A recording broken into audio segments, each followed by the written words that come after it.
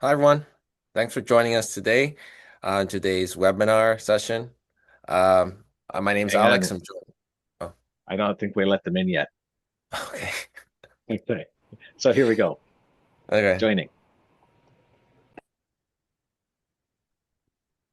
Hi, everyone.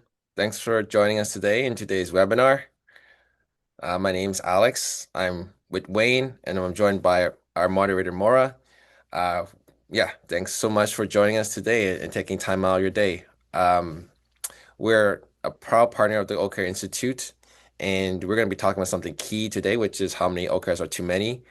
I think we'll wait a little bit before we really get started. I know people have meetings and everything, so we'll wait a little bit before we get started. Um, this webinar will be recorded, so we'll send this to everyone who's attending today. And then in case, you miss anything or you have to hop off after a bit, we appreciate your time, so we want to make sure you get everything that you need today. Yeah.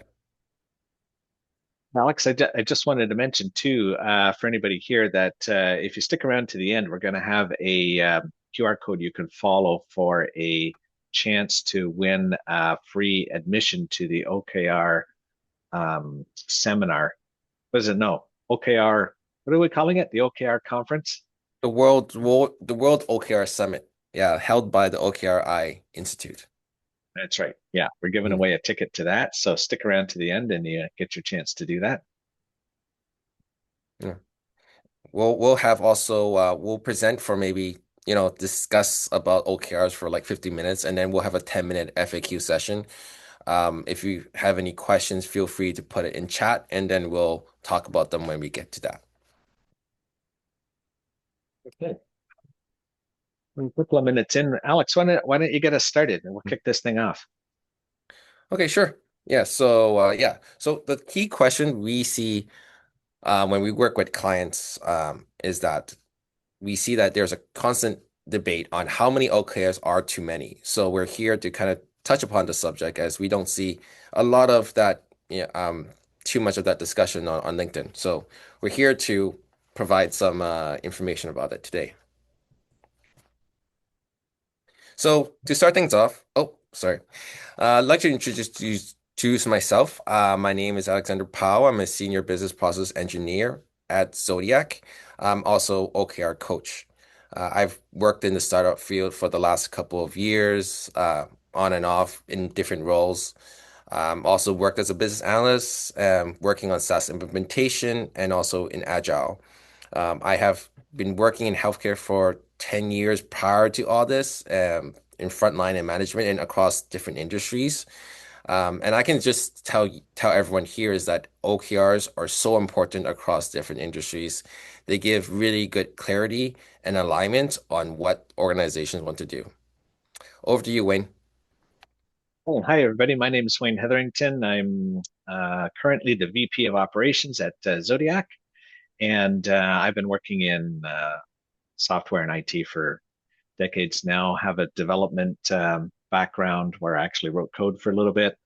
Uh, Path went down Scrum Master with Agile, and then into coaching, and now finally coaching in large organizations. So I've seen similar things as you, Alex, in organizations that are using OKRs to try to um, set some objectives, set goals for themselves, align and focus people, and it really works well when it's done right.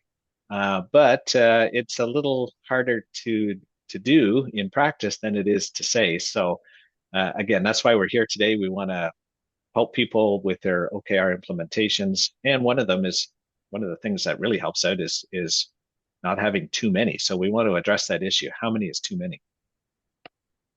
Yeah, and that's for sure. And to introduce everyone to the concept of OKRs and talk very briefly about the history. Well, first of all, does anyone know that Google, Amazon, or Spotify, Netflix use OKRs? If you do, just raise your hand in chat.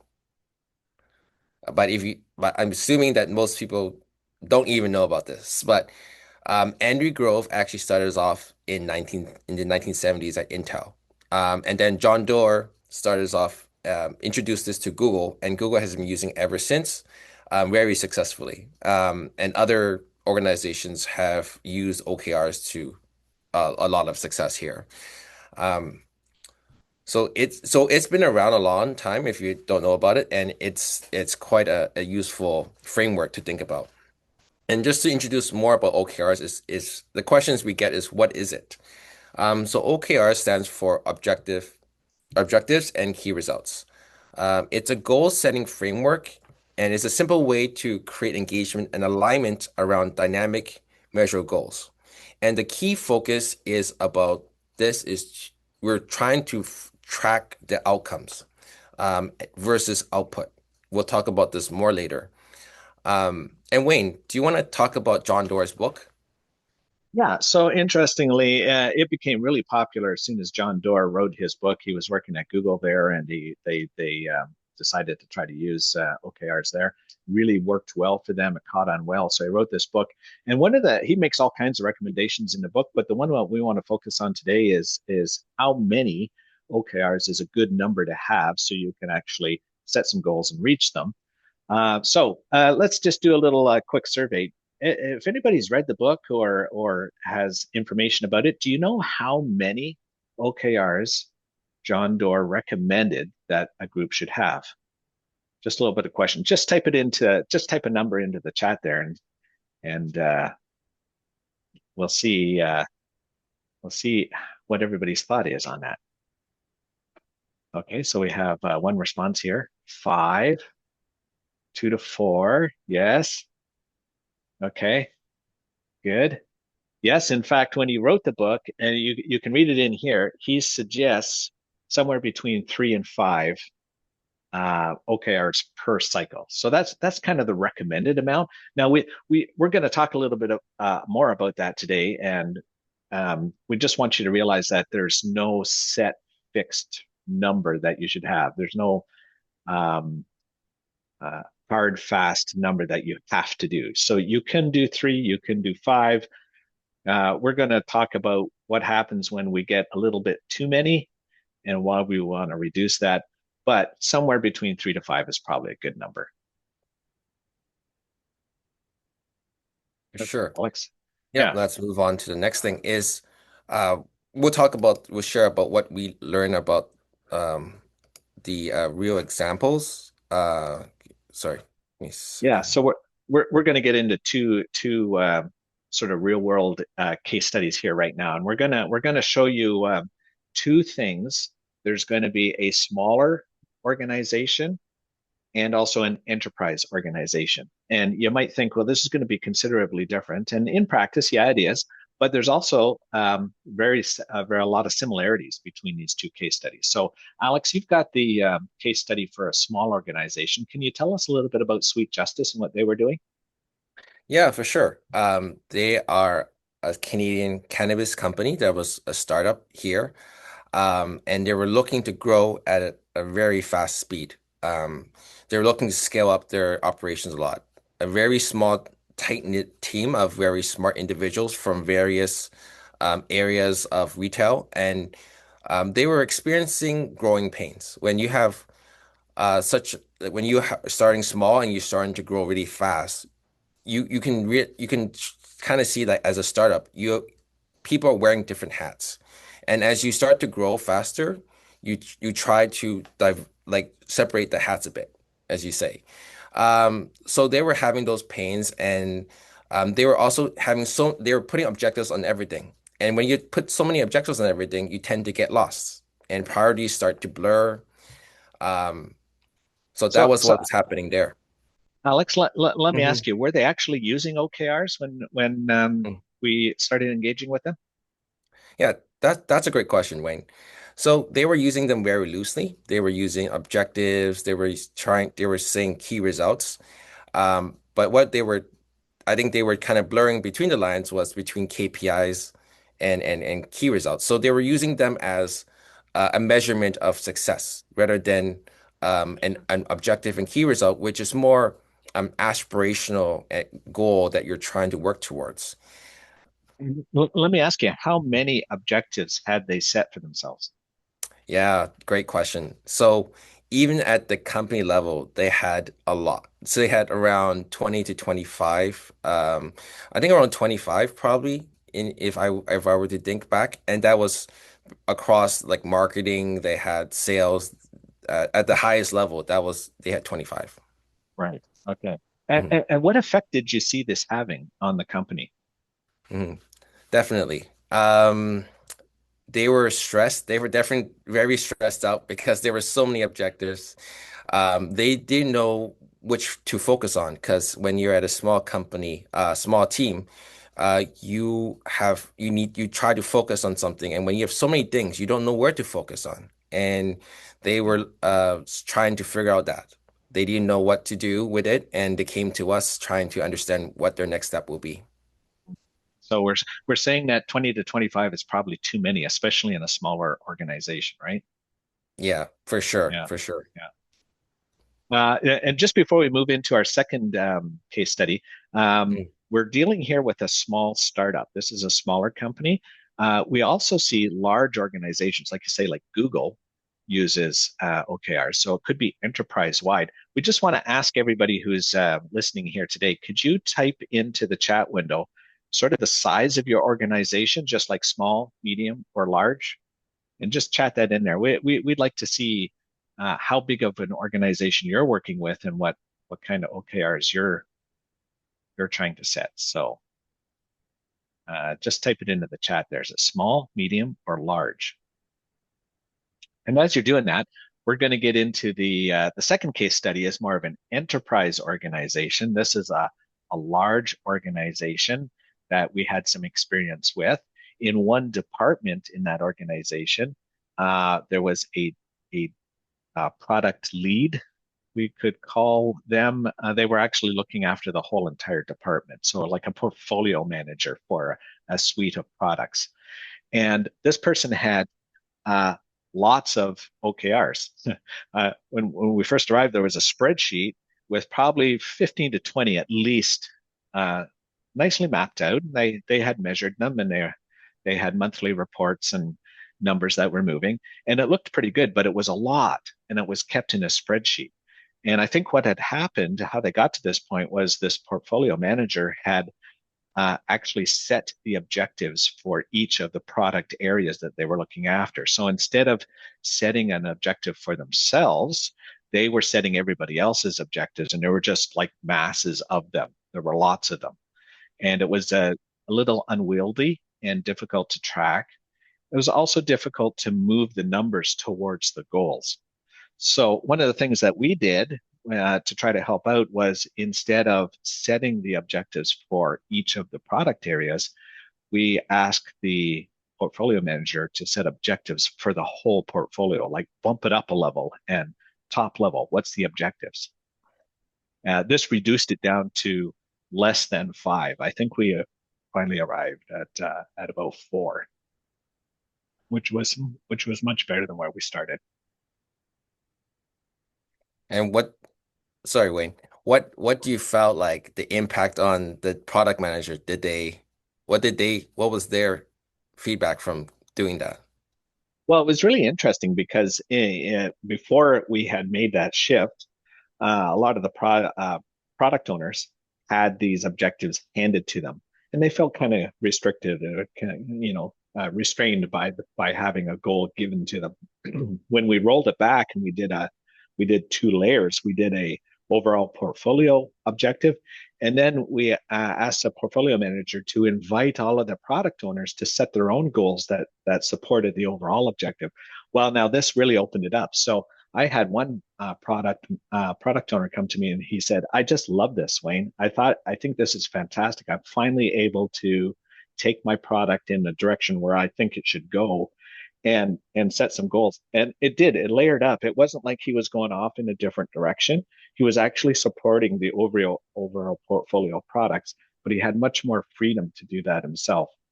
And he made more progress at it because it was like a smaller set of goals that he had to try to reach and much more manageable for him. That's amazing. Yeah. I think that Yep. kind of connects to what the feeling of the Sweet Justice team was feeling at the end of the 2 day 3D workshop, people were relaxed. You could feel the tension kind of go away. Oh well, I know what I'm accountable for. I know what direction I am going in. I'm happy. Like the morale was just increased, and I felt that was the same kind of feeling at the startup that Sweet Searches that we were working at.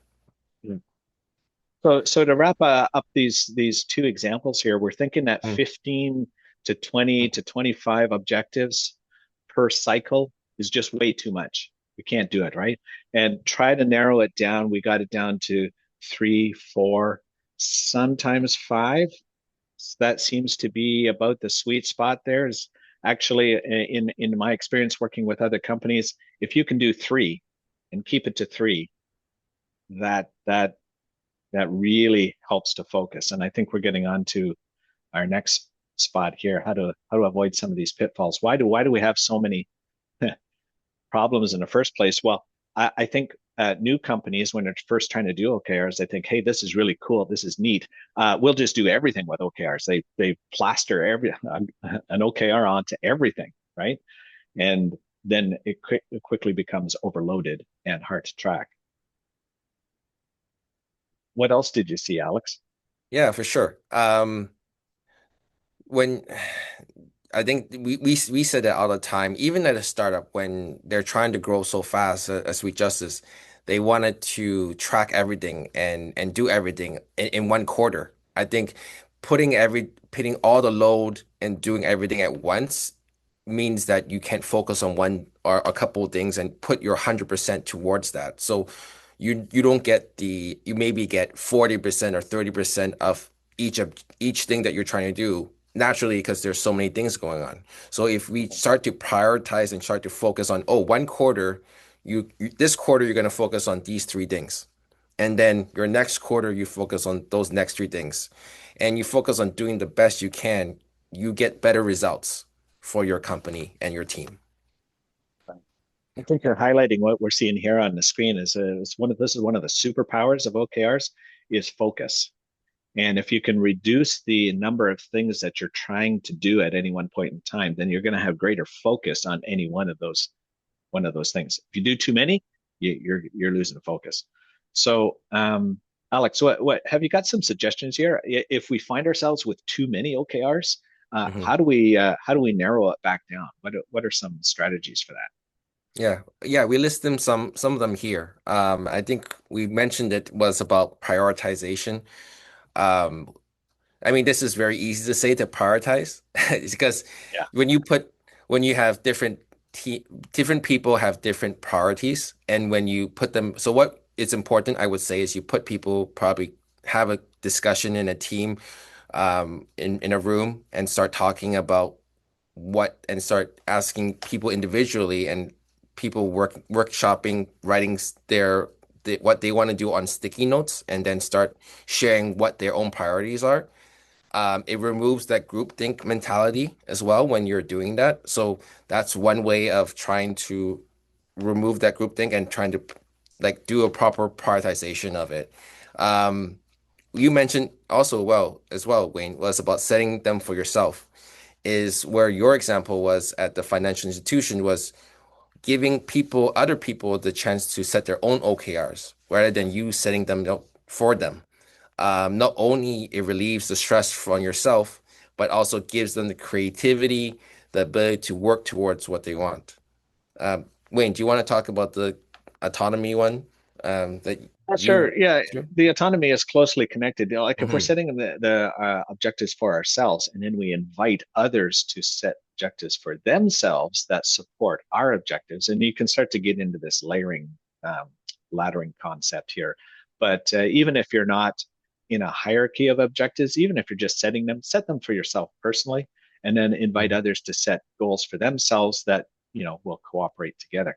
And that then we own the objective, we own the outcome, and we're much more bought into it. I just want to emphasize too that there's no one size fits all here. So you can't take John Doerr's book here and he said, he said 3 to 5, so we have to have 3 to 5. That's not necessarily the case. It might be, for a smaller organization, you might have fewer. A larger organization might have a few more. One quarter might be kind of really interesting and you want to, explore a bunch of stuff. So you might have several objectives, but the next quarter it might change and you want to double down and focus on just one or two. So it's okay to change that number. It doesn't have to be the same all the time.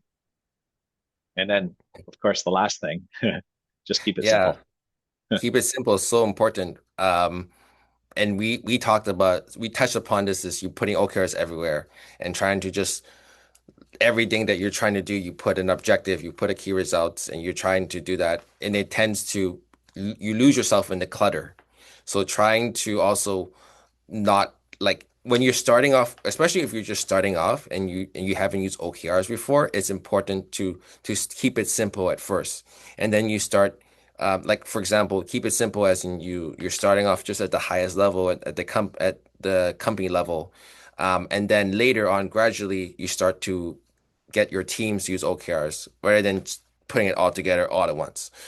Um, so there's importance in starting small and starting simple so that you can start to build your expertise in using OKRs. Yeah, excellent. So this is really good, Alex. Thanks for the insights and the information. I know we wanted to leave a little bit of time for any questions and answers that people might have, but just before we get into that, we want to invite you to follow us. Again, we're Xodiac. We're partners with the OKR Institute. We are running classes where you can become OKR certified, and we invite you to investigate that if you would like. Here's a little QR code. We've got online and in-person classes, and then just before we get into the QA, we want you to stick around to the end because we're going to have another code here for you so that you can join in that contest to win a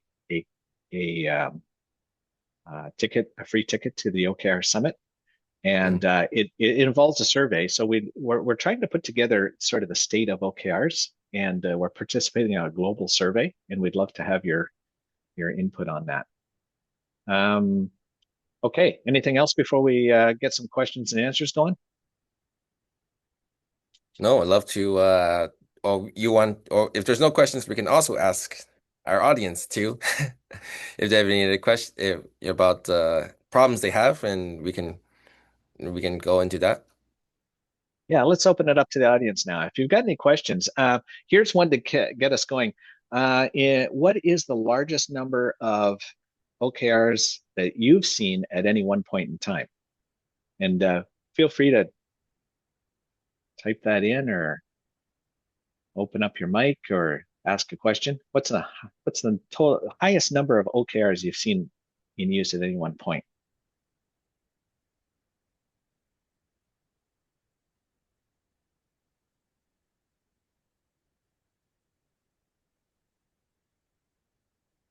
Not quite a bunch.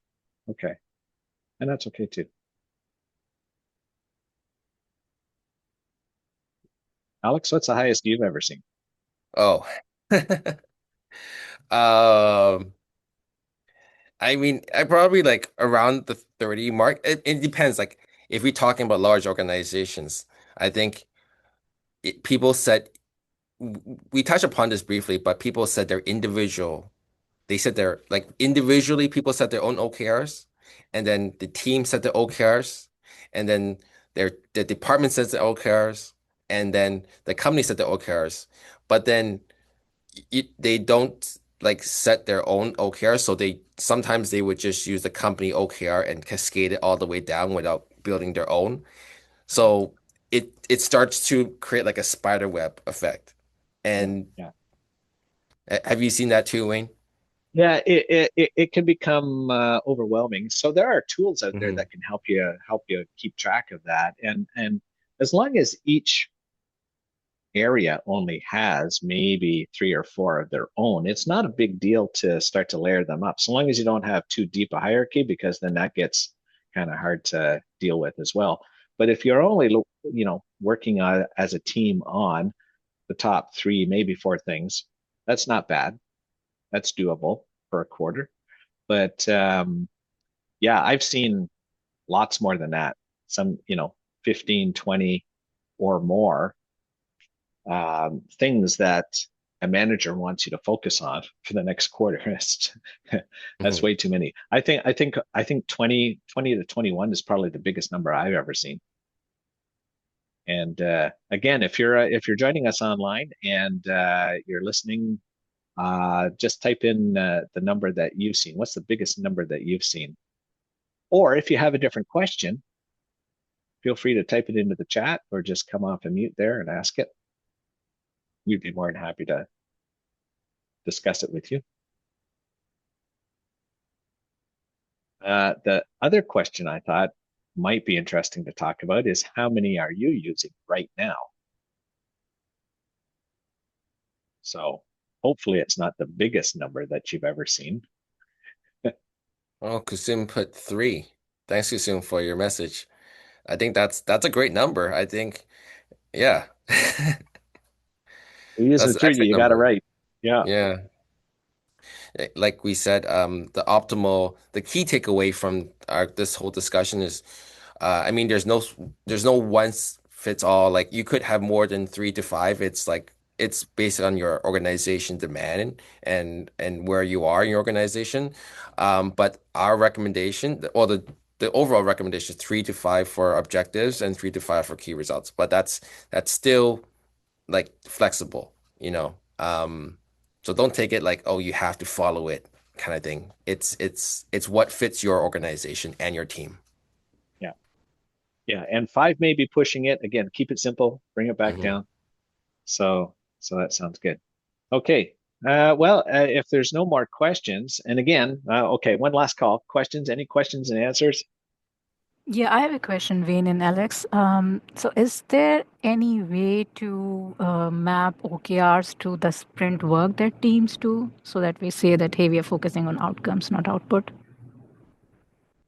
Yeah, absolutely. That's a great question. And yes, you can. In fact, you should. So in the old days of Agile, you may have heard that we should have sprint goals. A sprint goal is actually an objective. And if you've set an objective for your quarter, each sprint that you go through should have some work that supports that objective. And yeah, so you should be able to link it back. When you're sitting in your sprint planning meeting and you're picking out the stories that you want to work on, you should be asking, how does this story, how does this piece of work get me closer to that objective that I've set for this quarter, Hmm. right? And, Yeah, and so maybe, you should be able to sorry, go connect ahead. them.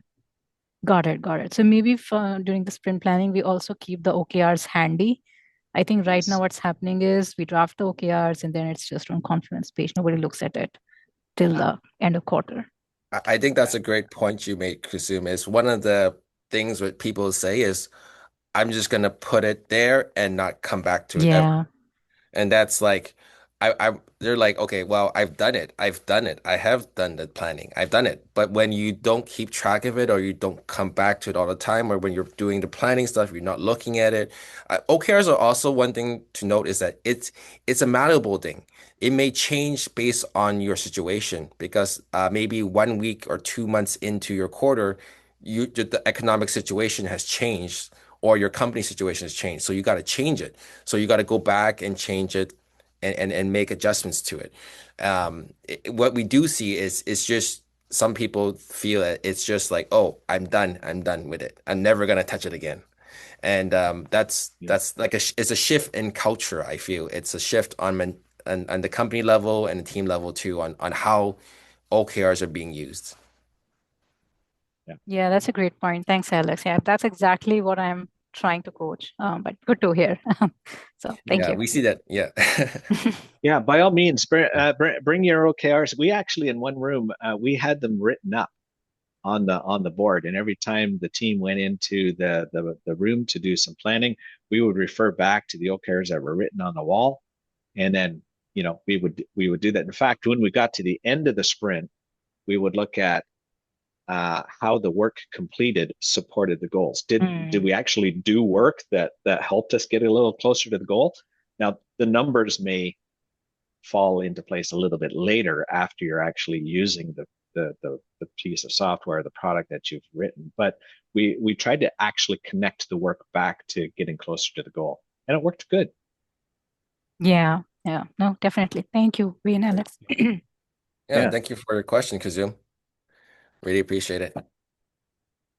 Okay, I think we're getting closer to the end now, so we're just going to wrap it up here. We want to remind you, Zodiac is an OKR Institute Gold Partner. We offer the training materials from OKR Institute, so you can sign up for any one of our classes. We also have OKR workshops where if you want to, have some guided assistance to help you work through your OKRs, we can provide that for you. You can reach out to us for that. And please follow the link here for the OKR survey, and you'll have a chance to win a ticket to the OKR Summit in the fall. So I think that's about it. I want to thank everybody for taking time out of your lunch to come and listen to us today, and we appreciate your input, your comments, and questions. And thank you, Alex and Maura, for helping out. It's been great. Yeah. Thank you, Wayne and Maura, for helping out as well. And I love speaking about OKRs.